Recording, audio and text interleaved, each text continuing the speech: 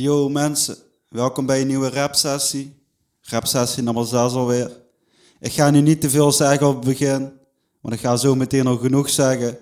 Maar na de sessie geef ik nog een beetje uitleg en zo over hoe en wat.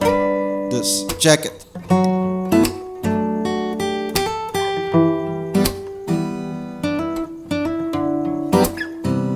Ik hoor de klok al dagen tikken, verstopt zit ik al maanden binnen. Gedachten in mijn hoofd kan er geen plaats voor vinden. Om para van te worden noem het rare kringen. Stemmen zijn geboren en ze roepen vaker rare dingen. Wakker worden, dat is wat ik moet. Ik hou niet van psychoses, ik moet dingen doen. Ik hoef geen diagnose, ik ben slim genoeg. Ik hoef geen overdosis medicijnen, want die shit is troep. Ik spreek al uit ervaring.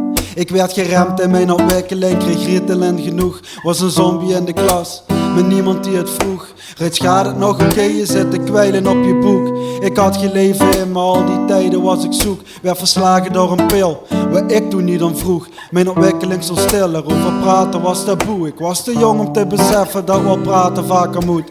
Misschien zou het me goed doen, soms wou ik dat geloven. Maar had een eigen wereld, dus mijn mond hield ik gesloten. Ook groeien deed ik niet.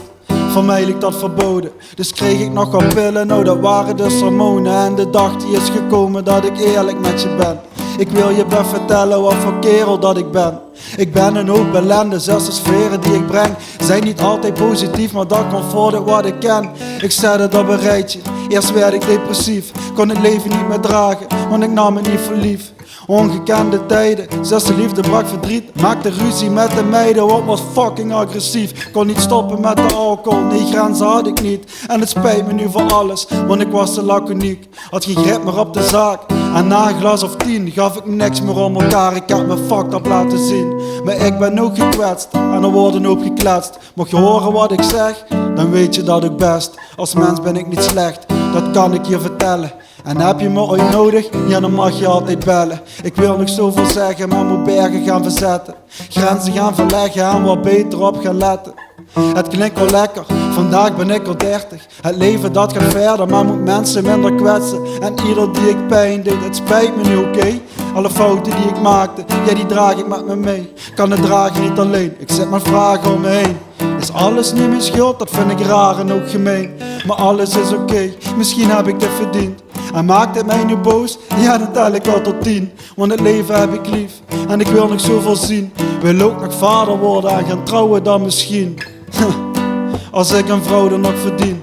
Ik heb een hart van goud, maak soms een fout, maar wie dan niet? Geef mij nu je vertrouwen en we bouwen uit het niets. Met z'n allen weer iets moois, dus vertrouw me alsjeblieft. Help mij die stenen sjouwen, die stenen van verdriet. Ga van het leven houden, maar vergeten kan ik niet.